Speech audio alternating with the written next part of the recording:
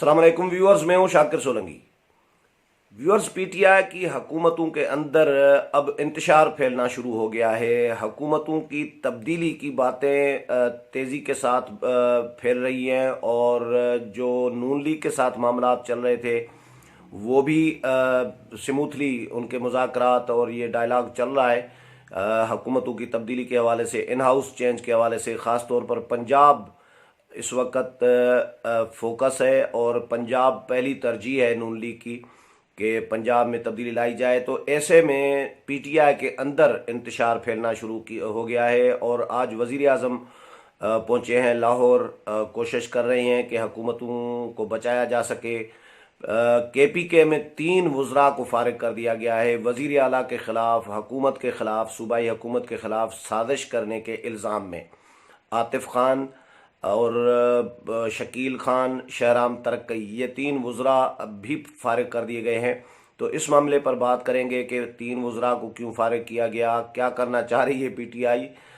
लेकिन इससे पहले डिटेल में डिस्कस करने से पहले दोस्तों से गुजारिश होगी कि जिन दोस्तों ने मेरा चैनल सब्सक्राइब नहीं किया वो चैनल को सब्सक्राइब करें और अगर प्रोग्राम पसंद आए, अच्छा लगे तो इसको शेयर भी करें, लाइक भी करें और कमेंट्स भी करें।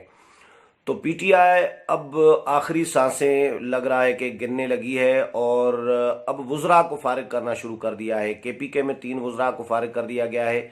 मेरा ख्याल है ये इसलिए फारिग किया गया है ताकि जो हुकूमतों की नाकामी है उसको बचाया जा सके और नाकामी का जो तसव्वुर है इसको ज़ायल किया जा सके, क्योंकि बहुत शदीद तनकीद हो रही है पंजाब में भी।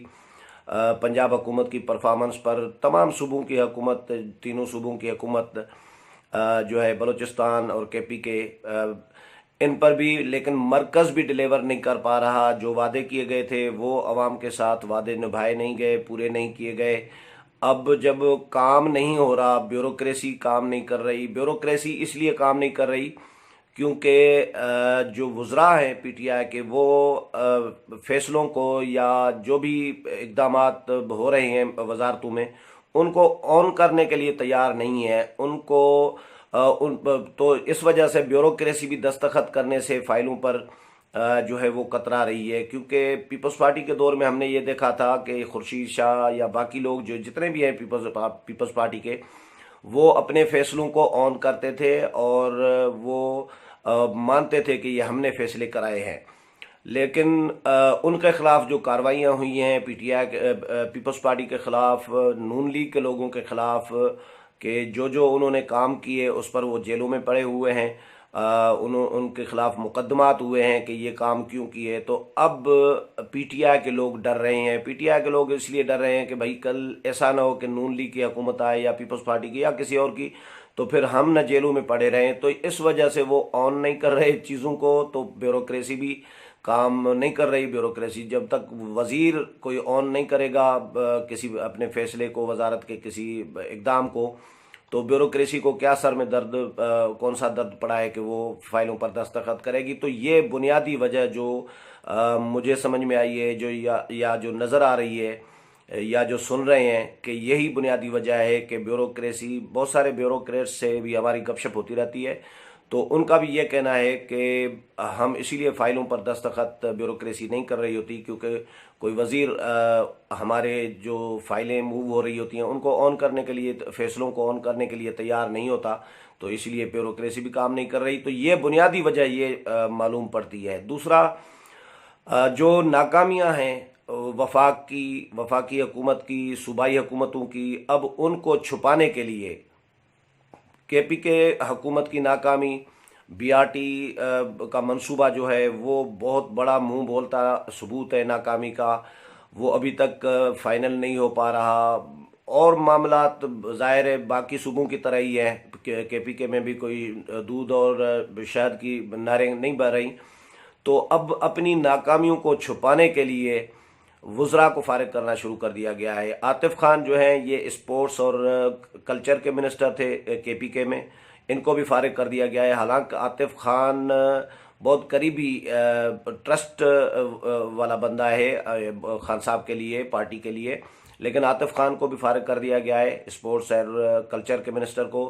और हेल्थ मिनिस्टर हैं शहराम तरक्की, इनको भी फारिग कर दिया गया है। और शकील खान जो है वो रेवेन्यू के मिनिस्टर थे, इन तीनों को फारिग कर दिया गया है। और काबीना का नोटिफिकेशन भी जारी कर दिया गया है कि इनको काबीना से फारिग कर दिया गया है ओहदों से।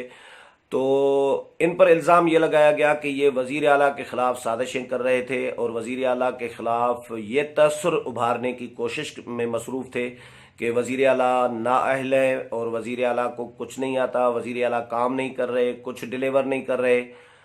ये तो किसी हद तक हकीकत भी है, लेकिन अब जाहिर है इन्होंने कुछ ना कुछ तो अपनी नाकामी को छुपाने के लिए कुछ ना कुछ तो करना होगा और कुछ ना कुछ तो दिखाना होगा। तो ये तीन वज़रा को कुर्बानी का बकरा बना दिया गया है आज अपनी नाकामी को छुपाने के लिए। इसी तरह की नाकामी को छुपाने के लिए माजी में भी हमने देखा था कि खान साहब जब शुरू में आए थे तो डिलीवर नहीं कर पा रहे थे, बहुत बड़ी बातें की गई थी असद उमर के बारे में, बहुत पता नहीं क्या उनको इतना बड़ा काबिल करके पेश किया गया था कि पाकिस्तान में शायद तारीख में 70 साल तारीख में असद उमर जैसा कोई काबिल बच्चा जो है माँ ने पैदा ही नहीं किया पाकिस्तान की तारीख में। इस तरह का तसर दिया गया असद उमर के लिए। जब असद उमर ने वजारत ख़जाना का कलमदान संभाला तो डिलीवर नहीं कर पा रहे थे, रुपया नहीं रुक रहा था, डॉलर तेज़ी के साथ ऊपर जा रहा था, रुपया डीवैल्यू होता जा रहा था, महंगाई बढ़ रही थी, आईएमएफ का प्रेशर था, आईएमएफ के साथ मामला डन करने थे। इमरान खान का बड़े बड़े दावे कर चुके थे कि मैं खुदकुशी कर लूँगा लेकिन आईएमएफ के पास नहीं जाऊँगा, और तो खुदकुशी तो नहीं की, आईएमएफ के पास फिर ना करके आखिरकार जाना ही पड़ गया। असद उमर ने भी चक्कर लगाया आईएमएफ के। ऐसा भी नहीं है कि असद उमर ने रिज़ाइन कर दिया हो एहतिजाजन के भैया मेरे पे प्रेशर है कि आईएमएफ के साथ मामला डन करूं, नहीं तो मैं इस प्रेशर की वजह से अगर इस्तीफ़ा देते तो भी वो हीरो समझे जाते। लेकिन इनको फारिग कर दिया गया। खान साहब ने इनसे वजारत आखिरकार वापस ले ली कि ये नाअहल है और ये डिलीवर नहीं कर पा रहे। नाअहल डायरेक्ट खान साहब ने तो नहीं कहा था, लेकिन कहने का मतलब यही था, हटाने का मतलब यही था कि डिलीवर नहीं कर पा रहे। जब डिलीवर नहीं कर पा रहे तो ये नाअहल ही है, ये कोई अहलियत थोड़ी है। तो बहरहाल इनको नाअहली की वजह से असद उमर को भी हटा दिया गया, पहले हीरो बना दिया गया, उसके बाद ज़ीरो बना दिया गया।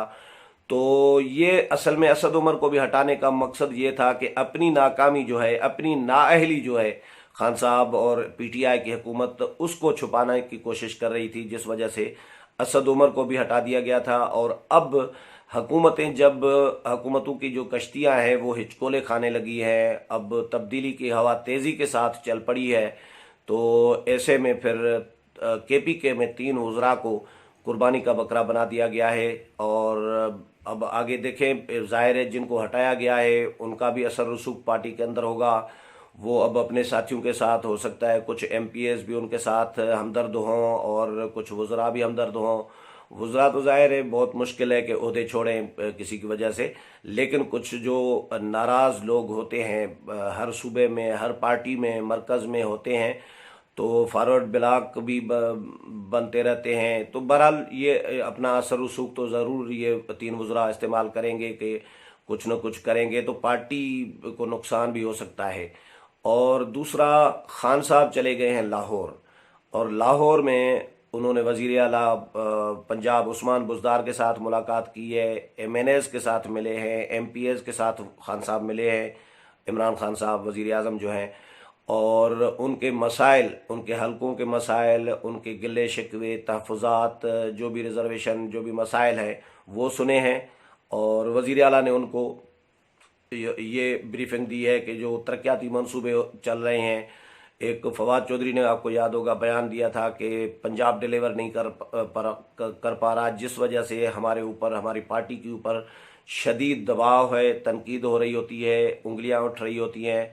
तो फवाद चौधरी को तो खामोश करा दिया गया, एक बयान आ गया उनका, लेकिन वो बहुत बड़ा एक सबूत है एक के नाअहली और नाकामी का, कि अपनी ही पार्टी का एक ज़िम्मेदार वज़ीर ये कह दे कि पंजाब डिलीवर नहीं कर पा रहा, तो इससे ज़्यादा सबूत क्या चाहिए और कि पंजाब डिलीवर नहीं कर पा रहा। तो पंजाब में जो तब्दीली की हवा चल पड़ी है, इस वजह से खान साहब उधर भी वहाँ पे पहुँचे हैं, आज लाहौर में हैं और मुलाकातें कर रहे हैं, कोशिश कर रहे हैं कि किसी तरह भी हुकूमत को बचाया जा सके, और इनडायरेक्टली उनकी यही कोशिश है।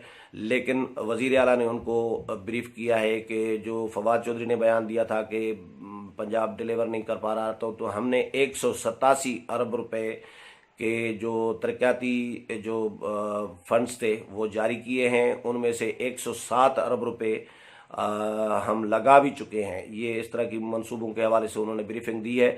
लेकिन खान साहब का ये कहना है कि मानना है कि हमारा बुनियादी जो मकसद है इक़्तिदार में आने का वो था करप्शन का खात्मा।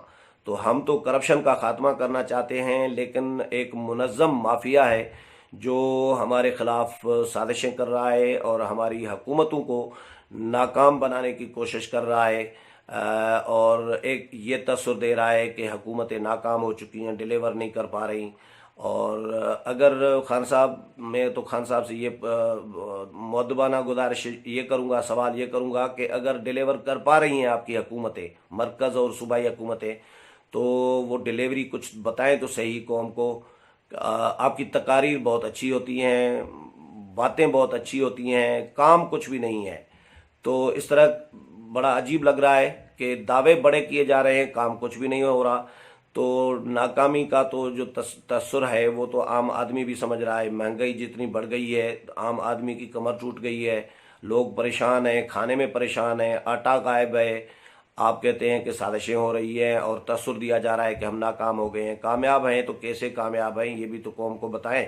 तो बहरहाल ये 3 वज़रा को आज हटा दिया गया है इस तस्सुर को और छुपाने के लिए, इस अपनी नाकामी को छुपाने के लिए, और ये तस्सुर देने के लिए कि हम तो काम कर रहे हैं, हम कामयाबी के साथ आगे बढ़ रहे हैं, लेकिन ये इस तरह के जो वज़रा हैं ये हमारे काम में कोई बहुत बड़ी रुकावट बने हुए हैं, और ये तस्सुर अब देने की कोशिश की जा रही है। लेकिन बहरहाल तब्दीली की हवा तो चल रही है। अब आने वाले ये जो दिन हैं, ये फरवरी मार्च, ये 2 माह जो हैं ये बहुत इम्पॉर्टेंट है। इनमें डिसाइड हो जाएगा कि कहाँ कहाँ तब्दीली आती है। अगले प्रोग्राम में फिर मुलाकात होगी, तब तक इजाज़त चाहता हूँ। अल्लाह हाफिज़।